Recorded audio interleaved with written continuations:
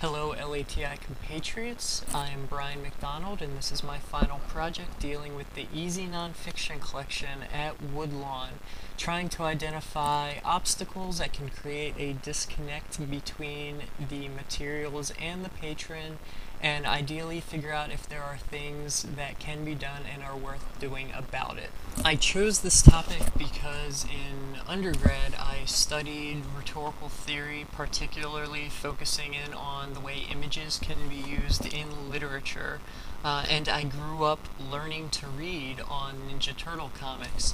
Pictures have been a huge part of my personal literary life. So with our definition of picture book, we see that text isn't necessarily the most important thing. We have Bow Wow Bugs a Bug on the bottom there, which is a wordless book.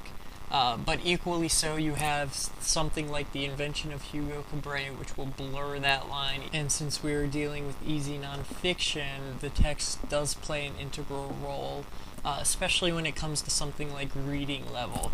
Easy nonfiction has the point of conveying information, and that text is really going to differentiate between the reading level of a J nonfiction, our juvenile nonfiction, and our adult nonfiction. On the bottom of that last slide, I listed parental resources. They are generally going to be nonfiction materials, but it can vary to either materials that the parent is using to learn or that the parent might be using to teach the child, like a potty book. In the next sequence of slides, including the one we just passed over, I would like you to pay attention to the call number I've listed on all the books.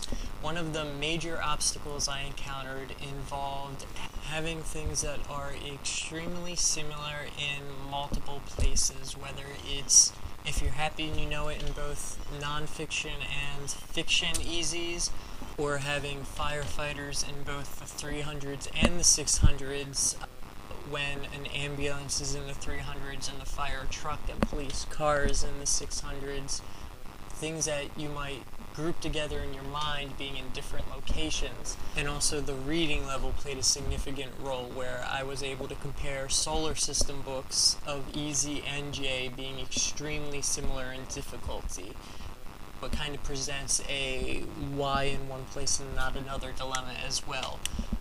After that, I looked at how we organized our materials, where we have our easy nonfiction and easy picture books together, completely separate from the juvenile nonfiction and adult nonfiction, general nonfiction.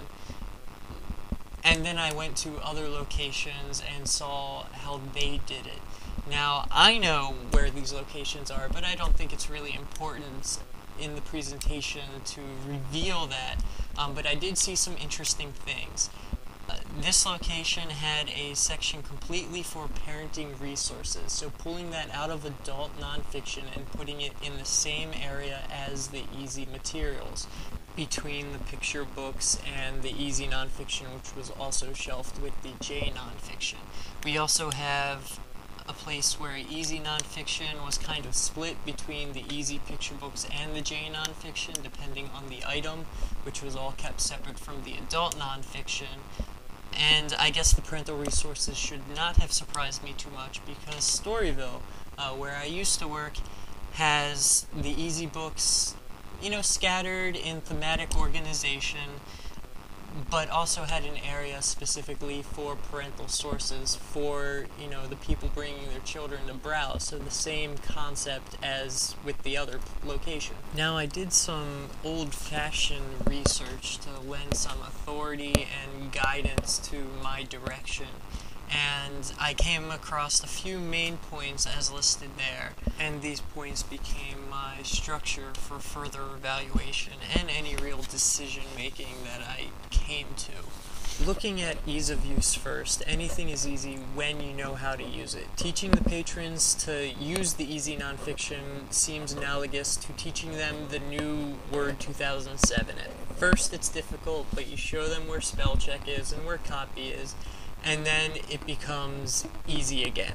That training begins with exposure, whether it's through signs on the shelves or merchandising, something that can be changed frequently to really give a broad spectrum of what the collection holds.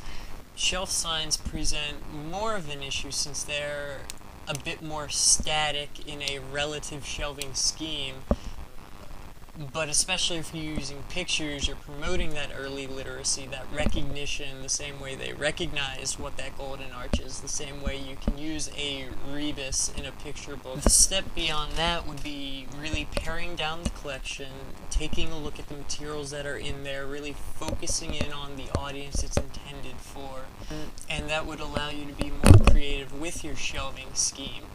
Whether it's by adding something like the parental resources to that collection, or getting rid of Dewey in favor of something more browsable for the children. How you would judge the results is almost completely subjective for this. I stopped being a math major a long time ago, but working in the library, you're going to see what people do. And I recognize that I can't make any of the major changes. I can't personally go out and throw Dewey away for the entire system. But in my branch, I really can push the merchandising particularly and try to educate the patrons on what materials we have for them.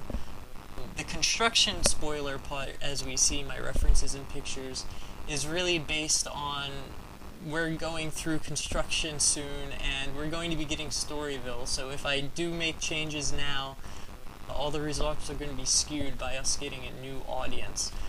So my time is a little over now, so thank you for listening. I hope you enjoyed something, give you something to think about, and have a pleasant day.